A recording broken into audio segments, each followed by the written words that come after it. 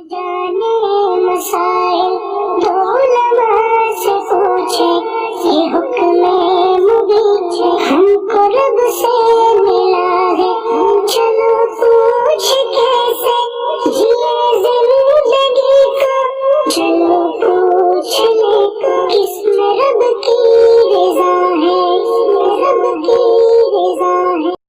قابل احترام معزز سامعین اور میری دینی و اسلامی ماں اور بہنوں، السلام علیکم ورحمۃ اللہ وبرکاتہ۔ آج ماہ سفر غلط عقائد اور جاہلانہ رسومات کے عنوان سے ایک جاہلانہ رسم کی وضاحت کرنا ہے جس کا تعلق آخری چہارشنبے سے ہے۔ امت کا ایک بہت بڑا طبقہ سفر کے مہینے میں جو آخری چہارشنبہ ہوتا ہے اس دن کچھ اعمال کرتے ہیں، اور وہ اعمال ہر علاقے کے اعتبار سے الگ الگ ہوتے ہیں۔ عموماً آخری چہارشنبے کے عنوان سے لوگوں کے درمیان 4 کام مشہور ہیں۔ نمبر 1، ماہ سفر کے آخری چہارشنبے کو غسل صحت کے نام سے شہر کے باہر ندی وغیرہ میں غسل کرنا اور سبزہ دار زمین یعنی ہرالی میں چہل قدمی کرنا۔ نمبر 2، روزہ رکھنا۔ نمبر 3، یہ خاص طریقے پر نماز پڑھنا۔ نمبر 4، اس دن کو عید اور خوشی کا دن منانا۔ اور ان کاموں کی دلیل دیتے ہوئے کہتے ہیں کہ رسول اللہ صلی اللہ علیہ وسلم سفر کے مہینے میں بیمار ہوئے تھے، لیکن سفر کے مہینے کے آخری چہارشنبے کو بیماری سے شفا پا چکے تھے، آپ صحت مند ہو گئے اور آپ شہر سے باہر ندی میں غسل صحت فرمایا، سبزہ دار زمین یعنی ہرالی میں چہل قدمی کی، صحت ملنے کی خوشی میں آپ شکرانے کے طور پر نماز بھی ادا کی۔ اس لیے ہم بھی سفر کے مہینے کے آخری چہارشنبے کو حضور کے طریقے پر عمل کرتے ہوئے ندی وغیرہ میں غسل کرتے ہیں۔ پہاڑ یا پارک وغیرہ میں جہاں ہرالی ہوتی ہے ہم چہل قدمی کرتے ہیں، آپ کی اتباع کرتے ہوئے ہم نماز پڑھتے ہیں، روزہ رکھتے ہیں۔ اور رسول اللہ صلی اللہ علیہ وسلم کو جس دن صحت ملی تھی وہ آپ کی امت کے لیے بہت بڑی خوشی کا دن ہے، اس لیے ہم آخری چہارشنبے کو عید اور خوشی کا دن مناتے ہیں۔ اب سوال یہ ہے کہ کیا آخری چہارشنبے کے عنوان سے جو کام کیے جاتے ہیں ان کاموں کا کرنا جائز ہے، اور ان کاموں کے کرنے کے لیے جو دلیل رسول اللہ صلی اللہ علیہ وسلم سے بتاتے ہیں کیا وہ رسول اللہ صلی اللہ علیہ وسلم سے ثابت ہیں؟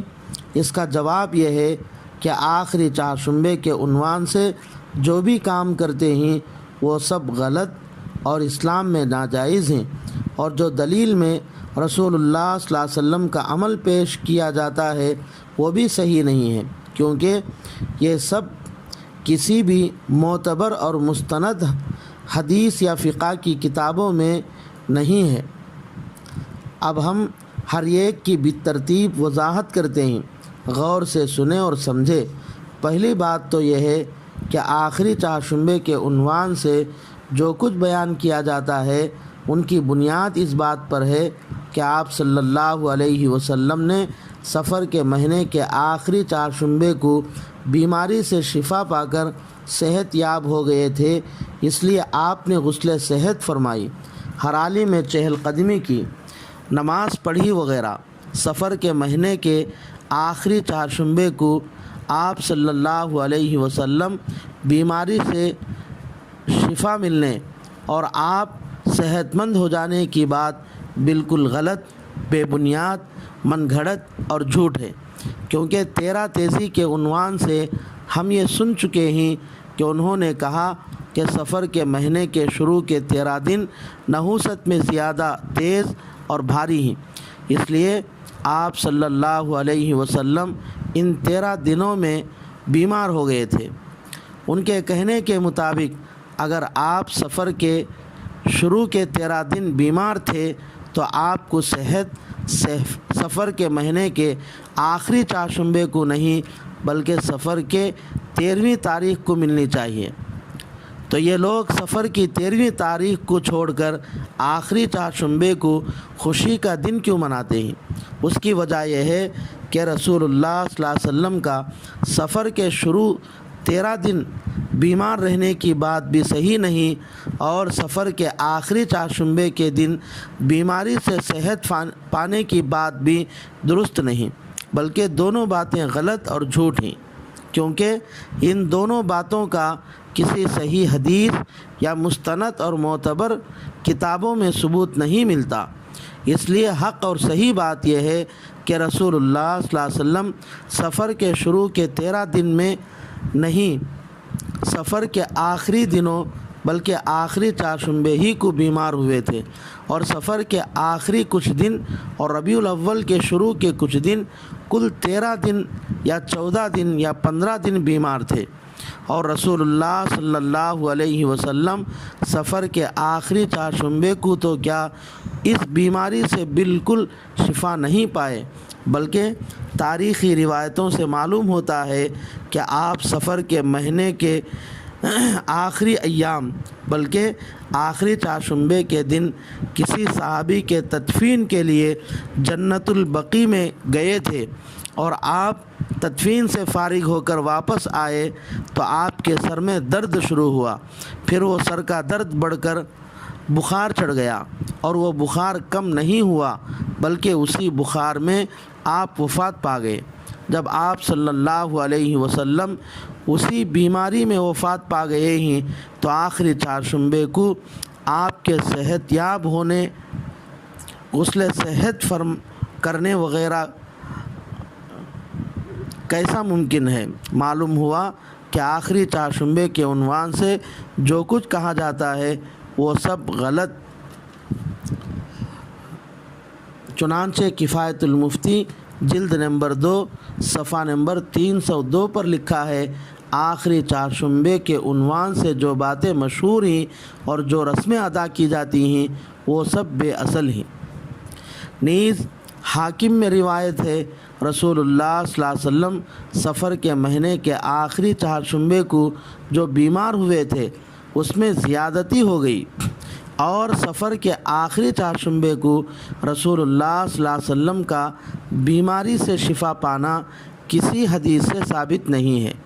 البتہ تاریخ کی کتابوں سے معلوم ہوتا ہے کہ جب آپ صلی اللہ علیہ وسلم سفر کے آخری چہارشنبے کو بیمار ہو گئے، پھر وہ بیماری بڑھ گئی، یہاں تک کہ آپ مسجد میں نماز کے لیے بھی آنا جانا بند کر دیا، صاحب فراش ہو گئے تھے۔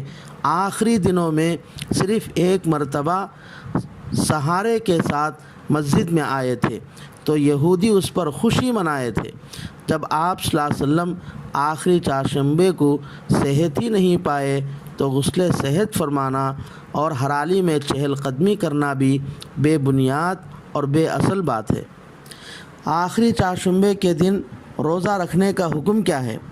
اس سوال کے جواب میں مفتی شفیع صاحب رحمۃ اللہ علیہ نے امداد المفتیین میں لکھا ہے کہ آخری چہارشنبے کے دن خاص طور پر روزہ رکھ کر ثواب کی امید کرنا بدعت اور ناجائز ہے۔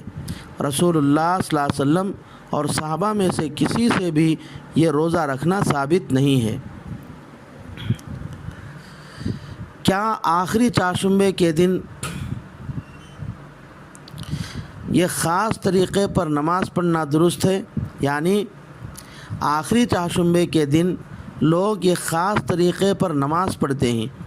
اس کا طریقہ یہ ہوتا ہے کہ ماہ سفر آخری چہارشنبے کے دن چاش کے وقت 2 رکعت نفل کی نیت سے پڑھتے ہیں، جس میں پہلی رکعت میں سورہ فاتحہ کے بعد قل اللہم مالک الملک 2 آیتیں پڑھتے ہیں، اور دوسری رکعت میں سورہ فاتحہ کے بعد قل ادعوا اللہ او ادعوا الرحمن 2 آیتیں پڑھتے ہیں۔ نماز پوری کرنے کے بعد آپ پر کثرت سے درود پڑھتے ہیں، اس کے بعد دعا کرتے ہیں۔ تو کیا یہ نماز شریعت اور سنت سے ثابت ہے؟